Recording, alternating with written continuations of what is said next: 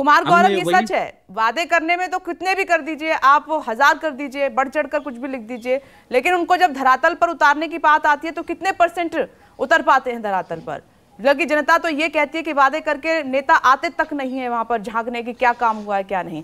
मैं ये सवाल कर रही हूँ कि 10 तारीख को वोट डाले जाने, वक्त ज्यादा है नहीं, तो कौन 19-20 आपको नजर आ रहा है? बीजेपी को इन सबसे कितना फायदा होगा जिस तरीके से मुद्दों को ना छूकर वो उन्हीं बयानों को छू रही है जिससे उसको फायदा हो?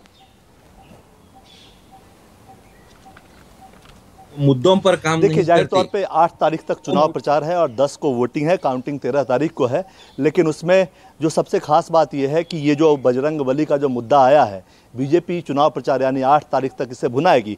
जो जैसा कि मैंने कहा कि 25 से 28 सीटें हिंदुत्व के प्रभाव वाली हैं और ऐसी जगहों पे जो बीजेपी को नुकसान अभी तक हुआ था, यानी कि जो विधायक हैं उनकी एंटी इनकम्बेंसी, और साथ ही जो जगदीश शेट्टार, लक्ष्मण सावदी समेत अगाड़ी समेत कई नेता वहाँ से गए हैं, वो जो उसकी जो कमी थी वो हो सकता है कि हिंदुत्व के इलाके में उन जो एंटी इनकम्बेंसी है उसको ये मुद्दा ढक दे और उस इलाके में कुछ फ़ायदा हो। जहाँ तक रही दूसरा जो बड़ा मुद्दा है कर्नाटक का, वो रिजर्वेशन का है। मुस्लिम रिजर्वेशन 4% लेकर वोकालिगा और लिंगायत के बीच बांटा गया है। तो कांग्रेस पार्टी ने ये कहा है कि मुसलमानों को उनका रिजर्वेशन वापस करेंगे, लेकिन अभी जो वादा किया है कांग्रेस पार्टी ने वो कहा है कि 50% से आरक्षण को 75% तक ले जाएंगे। कहीं ना कहीं इसमें प्रयास किया गया है कि ये जो बढ़ा हुआ आरक्षण है, मुसलमानों को जो उनका था वो लौटाएंगे, लेकिन जो बढ़ा हुआ आरक्षण है वो हम वोकालिगा और लिंगायत जिसकी मांग है ज़्यादा आरक्षण की, जो लगातार मांग चल रही है, उनके बीच में बांटेंगे।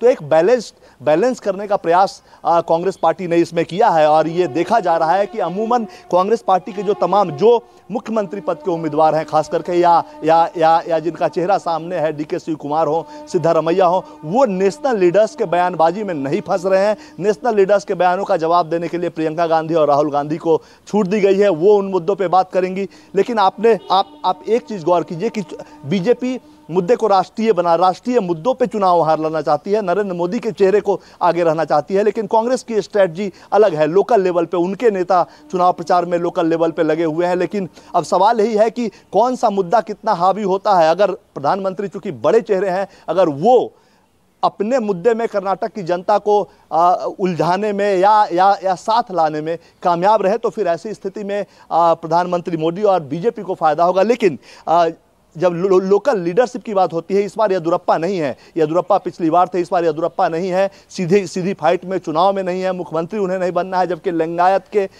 एक तरह से सर्वाधिक एक्सेप्टेड लीडर वो हैं, वो नहीं है चुनाव में, वो बाहर है। कुछ न कुछ इसका प्रभाव है। लिंगायत नेता जो कुछ बाहर गए हैं, जो एक मुश्त वोट मोटे तौर पर माना जाता है कि बीजेपी का है, उसके कुछ नेता बाहर गए हैं। यानी लिंगायत में जो उपजातियां हैं उनके कुछ वोट कांग्रेस की तरफ हो सकता है शिफ्ट हो। अब देखना होगा कि ये जो तमाम स्थितियां हैं, कांग्रेस के तमाम वायदे, क्योंकि युवा, महिला, बुजुर्ग सबको साधने का प्रयास किया है। बीजेपी ने भी फ्री वीज दिया है। इस बीच आरक्षण का मुद्दा है और दूसरी तरफ पीएफआई और बजरंग दल का मुद्दा आ गया, हनुमान जी का मुद्दा आ गया। तो ऐसी स्थिति है, जनता किधर रुख करती है इसके लिए इंतजार करना होगा। लेकिन हाँ, ये एक बात जरूर है कि कल जो देखा गया, प्रधानमंत्री ने जब हनुमान का मुद्दा लपका, उसके बाद कांग्रेस पार्टी इस मुद्दे पे सफाई देती नजर आई। ये अब से पहले ऐसा नहीं हो रहा था। कांग्रेस के बयानों पे प्रधानमंत्री अपनी बयानबाजी कर रहे थे, लेकिन कल जब प्रधानमंत्री ने इस मुद्दे को लपका तो कांग्रेस पार्टी इस पर सफाई देती नजर आई, कई तरह की बात करते नजर आई। अगर अगले 6 दिन यानी 8 तारीख जब तक चुनाव प्रचार है, कांग्रेस इसमें उलझी रही, तो फिर मुद्दा जो है प्रधानमंत्री जो बोल रहे हैं वही बनेगा। और ऐसी स्थिति में आपकी बात पर जल्दी से मैं उनका रिएक्शन ले लेती हूँ। बोलिए नीरज मिश्रा जी, सफाई देनी पड़ रही है कांग्रेस को। विघ्नेश जी, हम लोग सफाई नहीं दे रहे हैं। हम तो सिर्फ चिरंजीवी हनुमान से सिर्फ इतना आग्रह कर रहे हैं कि इन दुष्टों को, जिनकी बुद्धि भ्रष्ट है, उनको सिर्फ सद्बुद्धि दीजिए। हम लोग कोई सफाई नहीं दे रहे हैं। कर्नाटक की जनता और देश की जनता देख रही है। ये वैसे ही बात हुई जैसे किसी ने नाम रख लिया सत्यवान, तो क्या वो सत्यवान झूठ नहीं बोलेगा? बजरंग बली का नाम रख लेने से क्या ये बजरंग बली के आदर्शों पर चलेंगे? ये लोग तो ऐसे लोग हैं ना जो समाज को तोड़ने की बात। आपके पास विघ्नेश जी, ये कोई सफाई नहीं है, ये सच्चाई है कि ये लोग बोलने की राजनीति करते हैं। सास निकट नहीं आवे, महावीर जब नाम सुनावे, और हम महावीर का नाम सुनकर कांग्रेस से भाग क्यों नहीं करावे? के समझ से परे है।